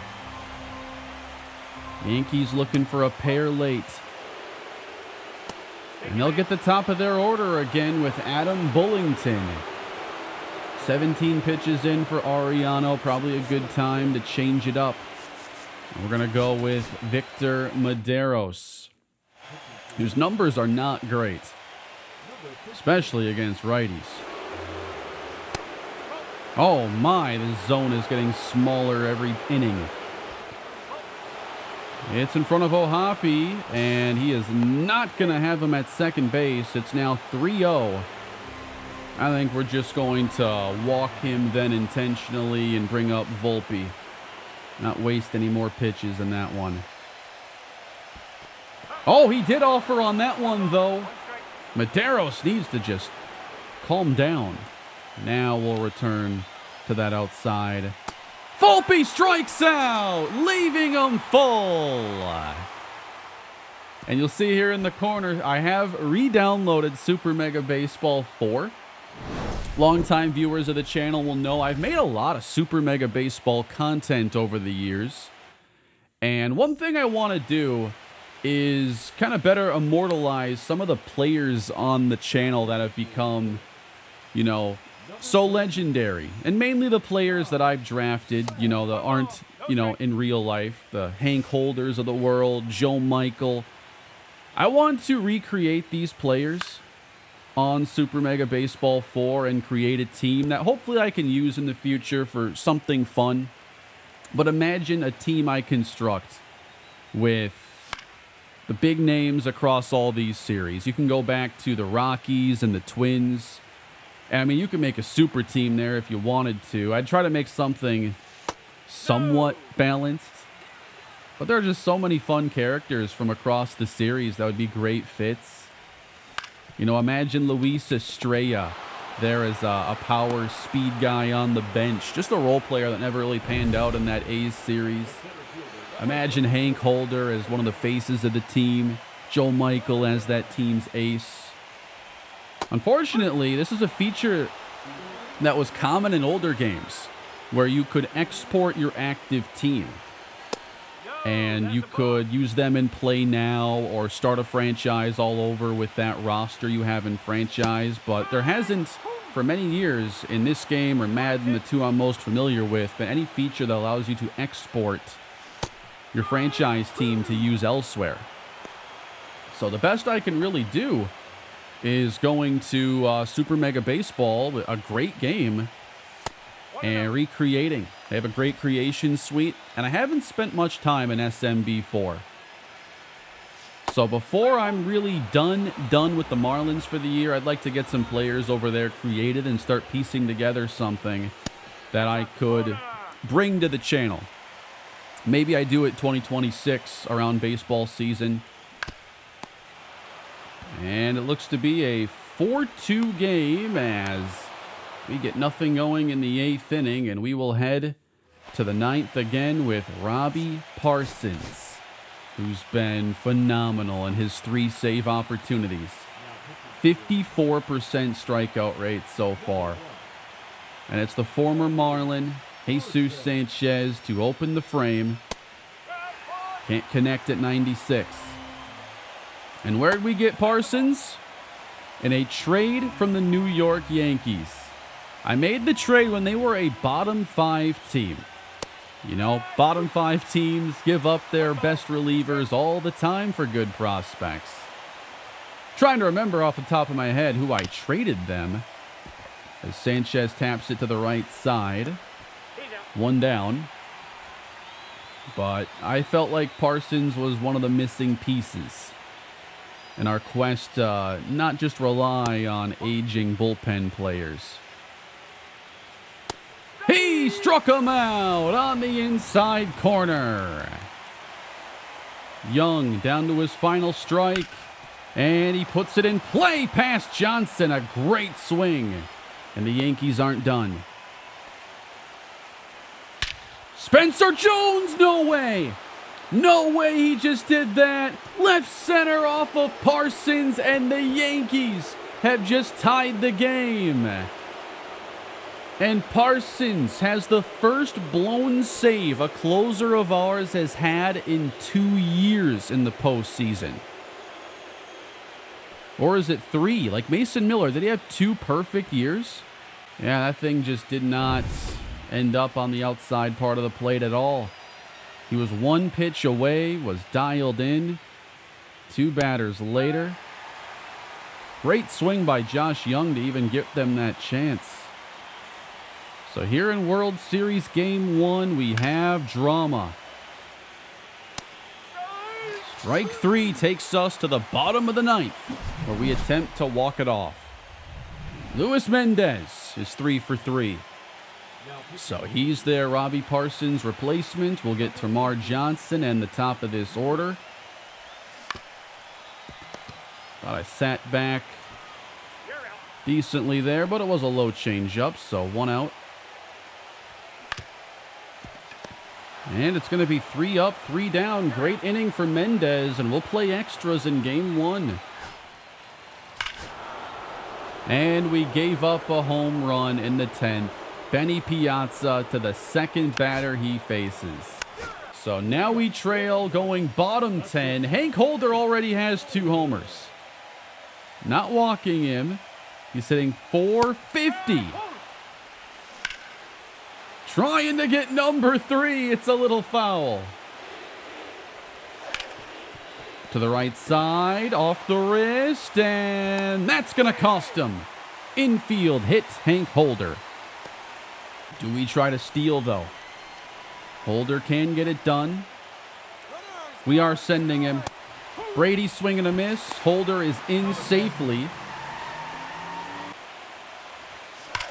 And Brady to the gap. That's going to tie the game. 5 apiece as Brady replaces Holder on second. And we have a chance to win this game. Do I dare ask Darryl Ingram to bunt? Ingram, left field. He doesn't bunt and won't advance Gary Brady. Fooled me there a bit, and that's going to be the second out. Evan Carter. We cannot forget about how great he's been. He got him. Good fastball there on the outside corner, so we both score in the 10th, but we're not done.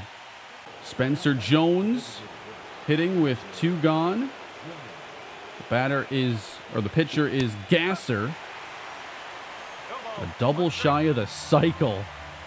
Looking for a World Series cycle after blowing the save of Robbie Parsons. That would be a legendary game for Spencer Jones. And it's Joe Brown who picks it and ends the inning. Tamar Johnson, fly ball into the gap. This one is run down near the track. Butcher lines the first pitch to left, and it's caught. Brady, a diving stop to his feet. 1 gone in the 12th. What a game. Struck out Johnny Garcia, using that gas. And the 12th comes down to Darryl Ingram. Tristan Vierling, though, pitching well. Here's a line drive to right. Base hit. That's flipped to left. Not what we're looking for. So we go to the 13th, and I have an idea for this one, as I do have one reliever available. It's lefty Milt Merrifield. But I want to pitch a righty, and I want to get Romeo Stevenson in the game. And what is his postseason debut? Grounded. And it's Brady at third. There's one. Oh, he left that one up, and Volpe did not get all of it. Good fastball. O'Hoppy's got to find it now, and Stevenson's going to give us that 1-2-3 13th. Wow, got one there to hit. Joe Brown just pops that up. 10:42 p.m. they just said is the local time for this game, as we now play into the 14th inning. Stevenson suddenly falling behind Josh Young.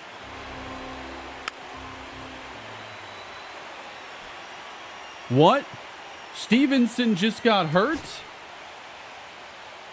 And we're going to put in Milt Merrifield then. Romeo Stevenson in his second inning ends up injured. Merrifield enters, left on left, 1-2 count off the plate. Merrifield misses his first two pitches and then gives up a line drive hit to Jones. Still a double shy of the cycle, but the Yankees put two on. Just need something soft here. Hit at somebody. He swings and misses instead. It's up to the young Johnny Garcia, who's had a really good postseason. He's hit .385. And he hammers one past Ingram, deep to left center. That's going to score two. Milt Merrifield coming into the game cannot end the frame for us. Johnny Garcia's big postseason moment. And that's going to be smoked into the left field corner. Another run scores for the Yankees. We'll need at least 3 to answer. Over Merrifield. Holder is there. This last out just won't happen. And there are no other relievers. We'd have to use another starter. And the Yankees just pour it on, taking advantage of the Romeo Stevenson injury. Sanchez, deep right. Jenkins runs it down. But New York gets 4. 20 hits now in the game. Doug Butcher unloading to deep right field. A solo home run. And the Marlins only trail by a trio. Got a good pitch there, and we'll see if we can keep putting good swings out there. I'm not going to give up on this offense. That's through the middle. Hank Holder now has a base hit. That's 2 in a row reaching. Now up the middle. That's past the diving Volpe. And it brings the tying run to the plate. Darryl Ingram. All you're looking for is an opportunity here, and we have it. Fastball taken for strike one. And it is a drive, but just missed perhaps. Deep to center. Caught on the track. 98 off the bat. We needed 99. And now Walker Jenkins, our last hope. He's 0 for 6. Jenkins turns on that fastball, but it's going to send him 0-2. Oh, man. I don't know why some of these fastballs are fooling me. It's like screwing up my timing, and that is how the game ends. The Yankees are ultimately able to win this long game 1.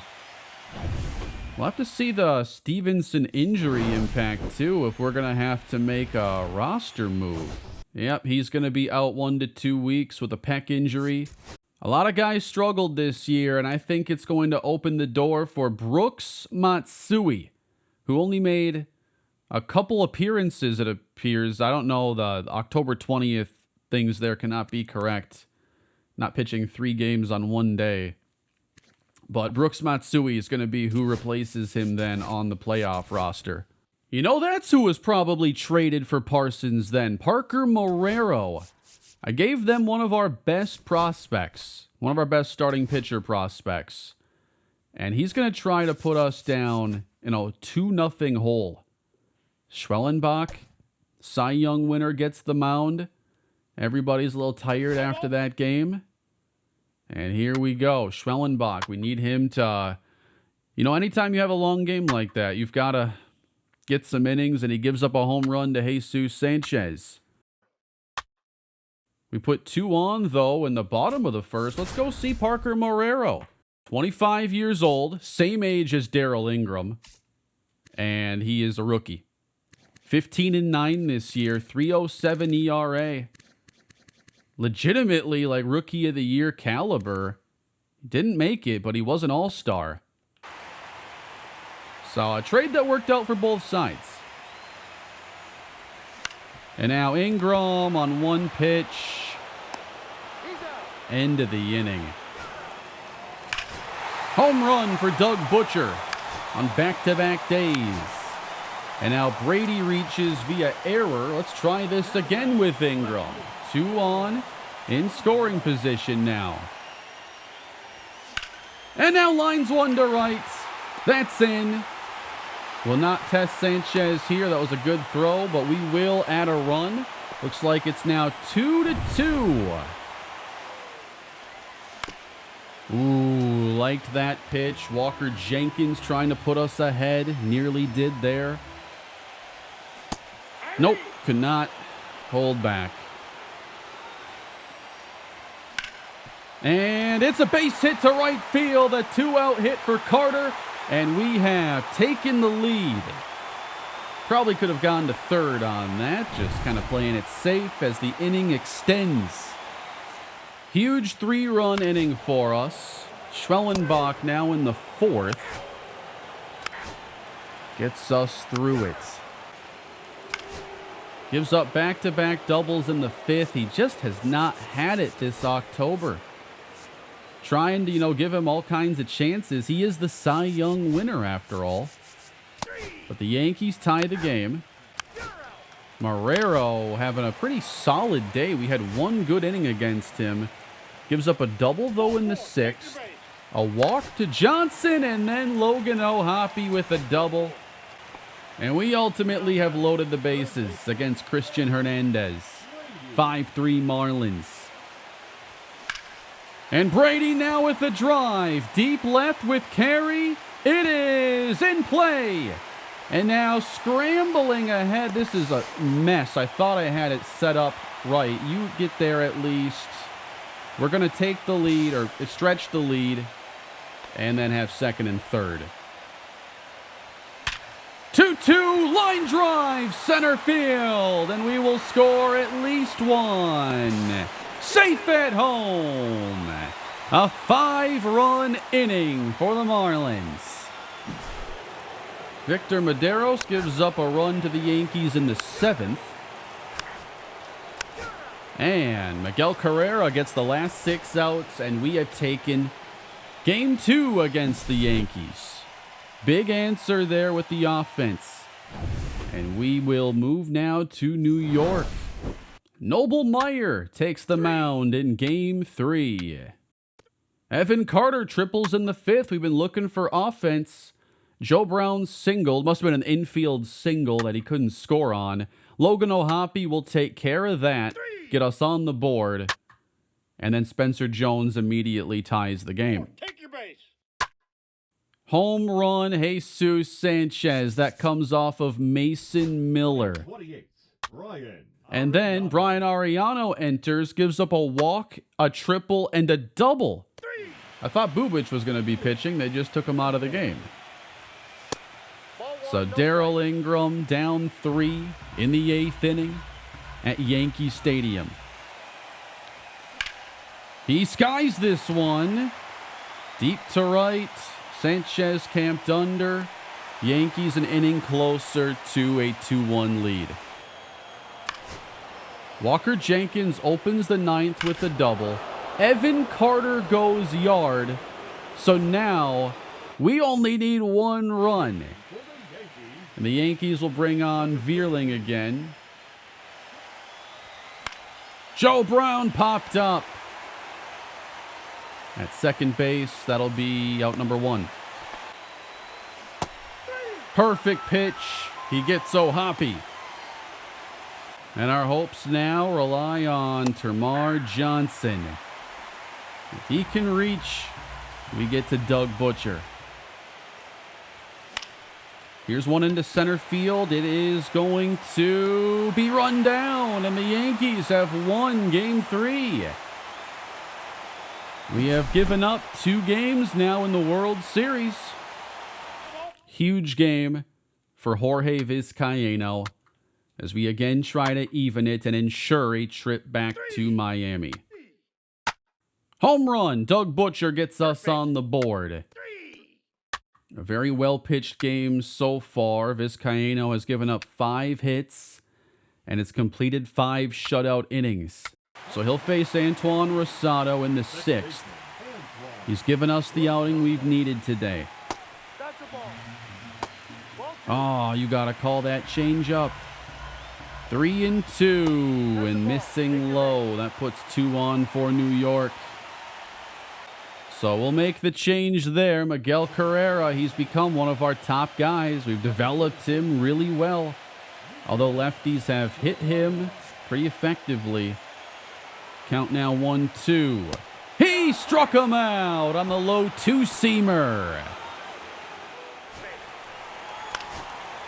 But in the 7th inning, Carrera gives up a hit by pitch and a single. And we're going to now bring in Mason Miller. Huge spot as we are looking for, ideally, a strikeout of Bullington. That's a base hit to left field on a low fastball, and the Yankees have tied the game. Jesus Sanchez, and that looks to drop in by Ingram. No way. I played that so badly. Going to be a triple, it looks like, for Jesus Sanchez. I've had a couple really bad angles here with Ingram. And he's got speed, too. It's not like he's slow and I'm not adjusting to his speed. It's just bad angles and awkward spots. So the Yankees are able to get 2 instead of 1. Infield in, and Holder's going to make that play as we don't want this to get any tougher. Milt Merrifield enters. We need him to get 1 out. Spencer Jones tees off, and that's deep to left center and gone. The Yankee offense is coming up huge in this series. Just 4 hits in the game for Miami, and they finish with 1 run. 4 hits, and suddenly go down 3-1. On the verge of being dethroned by the evil empire. Man, in this case, seeing us go to 3 straight World Series, winning 2, going to get Darryl Ingram, would the public be cheering for the Yankees here? Because they were just bad for a long time. I feel like the Yankees would actually be, like, less hated than us. So our backs are against the wall here. And I don't think we can afford to pitch Brooks Matsui. It's going to be Kyle Harrison. Schwellenbach should get Game 6 if we can force it. We got to get some runs off of Thomas White, who tries to win a World Series against us. He pitches a potential clinching game. Holder walks, but we get nothing off of him in the first. We need Harrison now at his best. And the offense has to wake up. 4 hits is unacceptable. None in the first 2 innings of this game. Can we make something happen now? Brady's up in the 3 spot. And it is over to Volpe. Quick turn. Double play. Home run Yankees. Garcia takes Harrison yard, and the pressure is officially on. Darrell Ingram doubles, though. Jenkins walks, and then Carter will drive home 2. Ingram doubles home Grady in the 5th, and now it's 3-1 Miami. Harrison trying to get through the 6th. We're going to take him out, though. Mason Miller's going to enter. We're just looking for 1, and he gives up a homer. 3-run home run allowed to Rosado. And the Yankees have just taken the lead. I knew he didn't have great energy, but I thought he could get 1 out. Season on the line suddenly as we head into the 7th. Kurt Wright is the pitcher.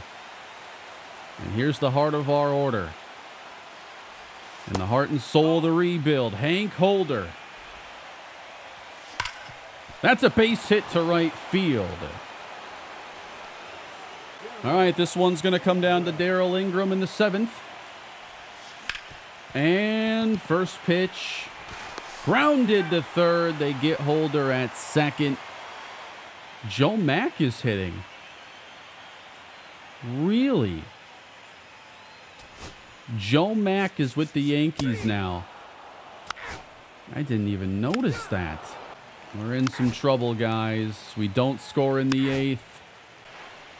Trying to get us to the 9th inning is Brian Ariano with 2 on.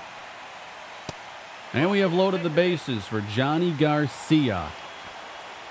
The Yankees getting closer to a World Series win. We're going to put in Robbie Parsons and try to leave him loaded. The World Series began with them getting the better of him in Game 1. Garcia waves at the slider. No balls, 2 strikes. Parsons strikes him out. And we have to score now or our season is over. Here we go. Yankees have a chance to clinch it at home. 8-9-1 hitters for Miami. Flip to left center.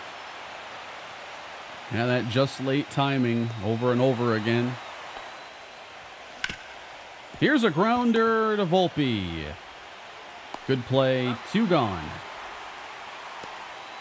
And this is it. Mendez has only had to throw 3 pitches. And now we're down to our final out. Doug Butcher. Here's a line drive back up the middle, and Butcher is on, giving Hank Holder a chance. We have had 1 World Series end on a ball in play from Hank Holder. Game 7 a couple years ago. And now it's his job to continue the World Series. 2-2. It's in the air, left field, and caught. The Yankees are world champions again at our expense. After winning back-to-back World Series, we've been taken down. A great run, but the Yankees got the better of us in that long Game 1, and our offense hasn't done enough in New York. Our goal this year was to win 3 consecutive World Series, and the last team to do it was the New York Yankees in 98, 99, and 2000. And they end our run before we can match their history.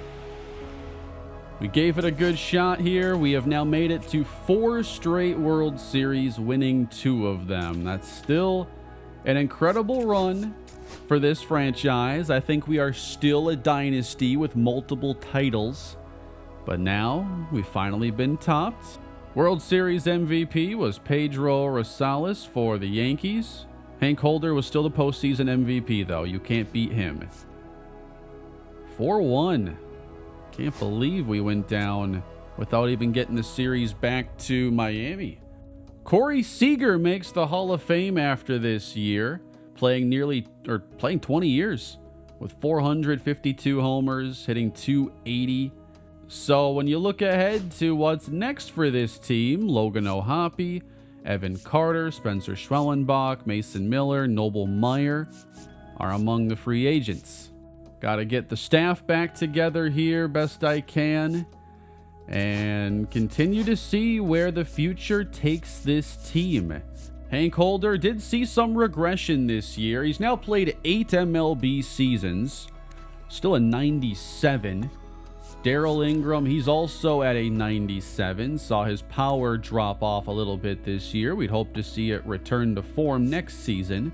But Walker Jenkins, the MVP, we'll see how long he can stay at this elite level. Jorge Vizcaino seems like he's become the ace suddenly. You know, maybe we are able to keep around Harrison, and I'd like to. But we should continue to see some change here in the rotation. Might have to go add somebody. Maybe Stevenson and Matsui are developed into, you know, players that can ascend and not take up those huge salaries, because we are paying a lot of star players right now. Evan Carter hits free agency at 85. This is an interesting spot for him to hit, because he could, you know, after one more year regress to like an 81, and now you're like, you know, your skills are borderline to be a difference maker, but he's dropping from such a high place that you think that he can still have a couple years of greatness, and he's going to look for, you know, maybe a 2-year deal. I think 1 or 2 years would be good for Carter. Joe Brown becomes a free agent. He's going to seek around $10 million a season. Could definitely be doable, but we could also see if there's another option for us there. What I'm interested in now is seeing how this team progresses with Darryl Ingram on a massive contract and then likely getting Hank Holder on one within a couple of years. And as these players, you know, decline, what ends up happening? Because Holder, he's going to hit free agency again at that 10-year mark, which is a dangerous place to try to sign a player. So if you guys are still interested in seeing more of this Marlins franchise, I'm certainly down to continue and try to get these out a little bit quicker. Feel like I have a good, you know, process for going through these seasons. And, you know, maybe I don't play nearly as much playoff action so we can go a little bit quicker. But it's just fun. And especially when I made a huge change, like adding in Darryl Ingram, I thought I had to get some at-bats in and really see the postseason story for this team. But this has been a lot of fun. I'm not great at ending series, and I think I found a process here that I do like. Just got to crank these out a little bit quicker, as Hank Holder is now 26, and we'll see what is next for him, Darryl Ingram, and this team. Can they make it to a 5th consecutive World Series? Do we see some decline? Success doesn't last forever. Thank you all for watching another episode in the Miami Marlins franchise, and I will see you all again as we continue our road to the finish line. Take care.